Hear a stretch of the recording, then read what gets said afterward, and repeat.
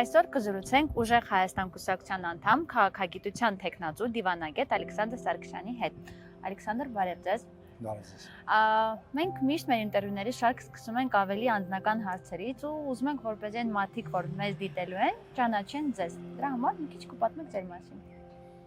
Շատ լավ։ Կարծում եմ հենց այս տարածքը եւ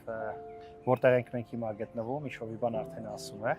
Ես պատիվ եմ ունեցել սովորելու այն համալսարանում, որը լավագույնս է ներկայացնում երկրի իրավիճակը եւ Հայաստանը ընդհանրապես նաեւ միջազգային ասպարեզում եւ ներհասարակական կյանքում։ Ես պատիվ եմ ունեցել սովորել այն համալսարանում, որը գլխավորել է Արամ Սիմոնյանը երջանկահիշատակ, եւ պատիվ եմ ունեցել սովորելու այն ժամանակ, երբ իրական համալսարանական լեգենդներ, իրական համալսարանական մեծություններ, ինչպիսիք օրինակ Գուրգեն Մելիքյանը, հենց կազմակերպում էր ներհամալսարանական կյանքը եւ նաեւ այդ դրա շրջանակներում մենք այդ ազգային արժեքները փոխանցում էին նաեւ ուսանողներին, երիտասարդ սերունդին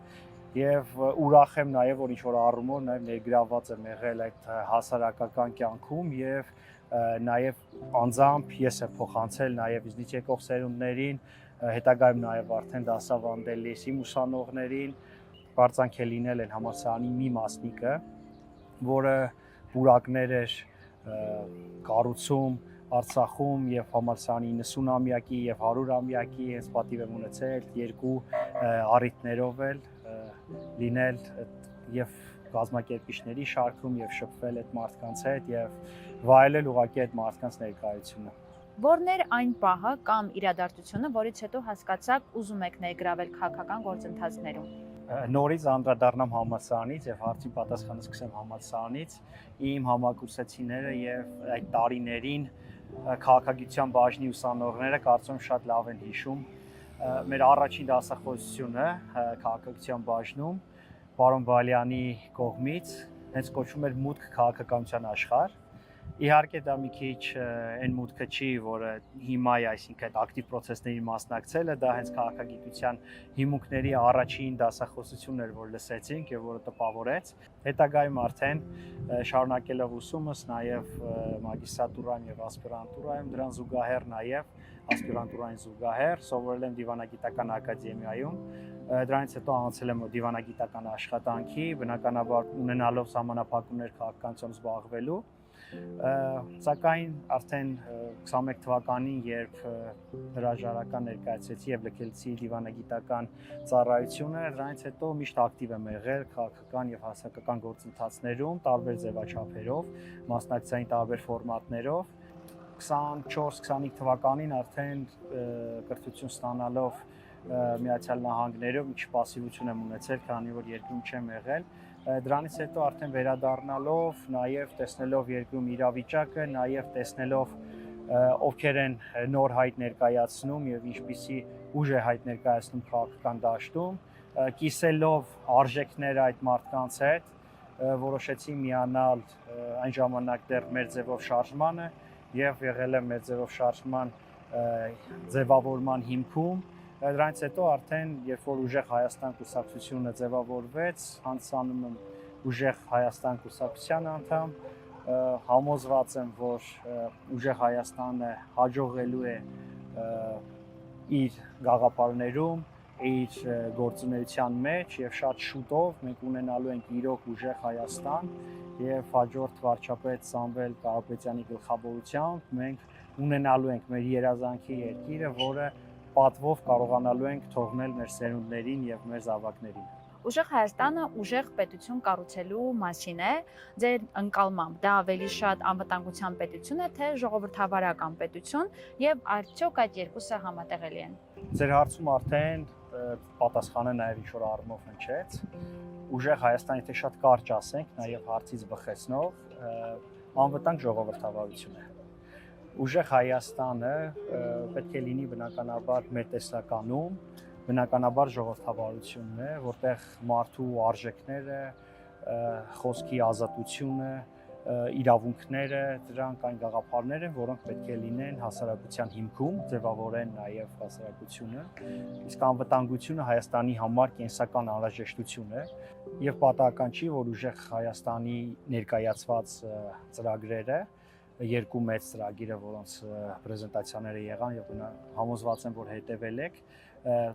տնտեսության եւ անվտանգության մասին էր։ Հենց դրանով է պայմանավորված անվտանգության բաղադրիչի այսքան մեծ կարեւորությունը մեր ծրագրերում ու հենց այդ 6 քայլերը այն քայլերի հաջորդականությունն է, որոնք իրատեսական են եւ որոնց իրականացնելու դեպքում արդեն մենք ունենալու ենք վստահ անվտանգություն, ուժեղ անվտանգություն, ի հակադրություն այն իրավիճակին, որ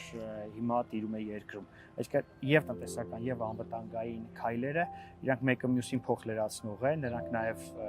համալրվելու են ու դրա միջոցով ապահովելու է այն նվազագույն անհրաժեշտ տնտեսական ապահովությունը եւ անվտանգային միջավայրը, որում Հայաստանի ժողովուրդը պետքա ապրի եւ ստեղծագործի, իսկ անվտանգություն ապահովելով մեր ժողովուրդը բնականաբար ինքը հենց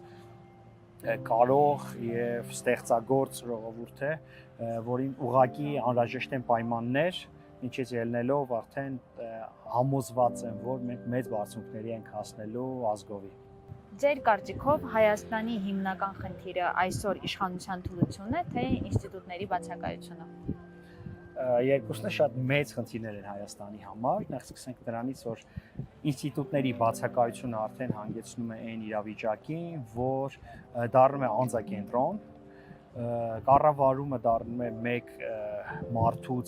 մեկ մարդու կամքից կախված, իսկ այդ մեկ մարդը երբ որ լինում է թույլ, երբ որ այդ մարդը իր շահը գերադասում է պետական շահից, երբ որ այդ մարդը իր փոքրիկ խմբակի շահը վեր է դասում հայրենիքի շահից, արդեն գալիս են այն խնդիրները, որի առջև մենք հիմա կանգնած ենք։ Ամեն կերպ փորձելով գնալ բոլոր զիջումներին, հակառակորդների կամ այն երկրների նկատմամբ, որոնք ստիպում են այդ զիջումները, երկրին բնականաբար ամեն զիջում հասցնում է մեծ վտանգ։ Ամեն զիջում մի նոր վտանգ է ու քանի դեռ մենք շարունակում ենք այս թույլ իշխանությունների հետ, մենք ունենալու ենք նոր զիջումներ ու նոր վտանգներ։ Այստեղ է պայմանը, եթե ուզում ենք փոփոխություն, մենք պետք է ընտրենք նոր, ավելի ուժեղ առաջնորդ, ավելի կարող առաջնորդ, կապեր ունեցող առաջնորդ, ով անգամ չունենալով պատասխանատվություն, ամբողջ կյանքում իր գործունեության հիմքում եղել է հայկական շահը, հայ ժողովրդի շահը, բարեկեցությունը, լավ ապագան։ Եթե վերցնենք բարեգործության եւ երկրի համար իրականացված ծրագրերով, Սամվել Կարապետյանը չունենալով որևէ պարտավորություն, ինչպես նշեցի, եւ ունենալով բոլոր հնարավորությունները իր կյանքը եւ իր ընտանիքի կյանքը կազմակերպել աշխարհի ցանկացած տեղ լավագույն պայմաններում, շարունակում է բարեգործություն անել, շարունակում է երկրի եւ քաղաքացիների հոգսերով ապրել եւ նաեւ չափազանցած չենք լինի, երբ որ ասենք, որ մի պետության սոցիալական ծրագրերի չափ Սամվել Կարապետյանը բարեգործություն է իրականացրել Հայաստանում, Արցախում, ընդհանրապես հայերի համար եւ աշխարհասփյուր հայերի համար ու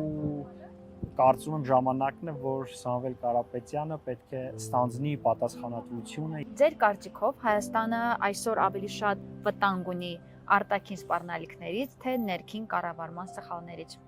Ձեր հարցերը Գայանա ջան, կարծում եմ նենց եք ընտրել, որ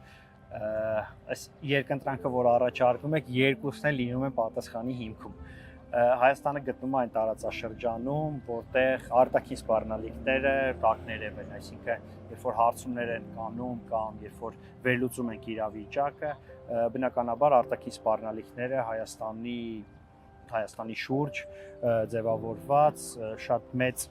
ազդեցություն, մեծ խնդիրների առաջ կարող են կանգնացնել։ Հենց սրա համար ենք մենք ասում, որ սպառնալիքներին դիմակայելու համար պետք է ուժ, պետք է այնպիսի բանակցող, պետք է այնպիսի ղեկավար, ուժեղ ղեկավար, որը հնարավորություն կունենա հաղթահարել այդ սպառնալիքները եւ որը հնարավորություն կունենա վերածել այդ սպառնալիքները նոր հնարավորությունների եւ առաջ տանել երկիրը դեպի զարգացում եւ բարեկեցություն։ Իսկ ներքին սպառնալիքները բնականաբար այս թույլ իրավիճակում ուժ կամ խմբակ, ովքեր խոստանում են ամեն ինչ, բայց չեն անում ոչինչ, ովքեր կատարում են միայն Ալիևի խոստումները, Ալիևին տրված խոստումները ու երբեք չեն իրականացնում այն խոստումները, որը խոստացել են հայ ժողովրդին, որը խոստացել են որոշակի շահերից ելնելով, քաղաքական դիվիդենտներ շահելու համար, նախընտրական process-ներում ներկայացրել են նախընտրական ծրագիր, որի 80%-ը տապալել են, չեն իրականացրել են 180 աստիճան հակառակ գործողություններ, ներկայացրել են ռազմավարություն կամ զարգացման ծրագիր տարբեր ուղղություններով, լինի թե դա բանակում, լինի անվտանգության ռազմավարությունը, որի հիմքում գրված լավ բառերից 80%-ը նրանք ուղղակի ձախողել են։ Իսկ հիմա մենք պետք է ունենանք ղեկավարություն, ուժեղ ղեկավարություն, ով անգամ խոստում չտված իրականացրել է գործողություններ ի նպաստ Հայաստանի Հանրապետության։ Ձեր պատկերացմամբ ինչպիսի Հայաստան ենք ունենալու 10 տարի հետո, եթե իրականացվի ձեր քաղաքական օրակարգը։ Ես համոզված եմ, որ մեր քաղաքական օրակարգը իրականացվելու է։ 10 տարի հետո ունենալու ենք ուժեղ Հայաստան, ամենակարևորը, ունենալու ենք զարգացած Հայաստան, ունենալու ենք Հայաստան, որ քաղաքացիները հպարտ քայլելու են ոչ միայն մեր երկրում, այլ նաև բոլոր երկրներում, ունենալու ենք Հայաստան, որը լինելու է կրթված, գիտահեն, ազգասեր, արժեքահեն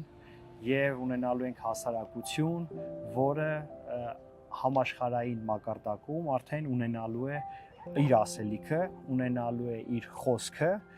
ունենալու ենք աշխարհի զարգացած երկրների շարքում իր պատվավոր տեղն ունեցող հզոր Հայաստան։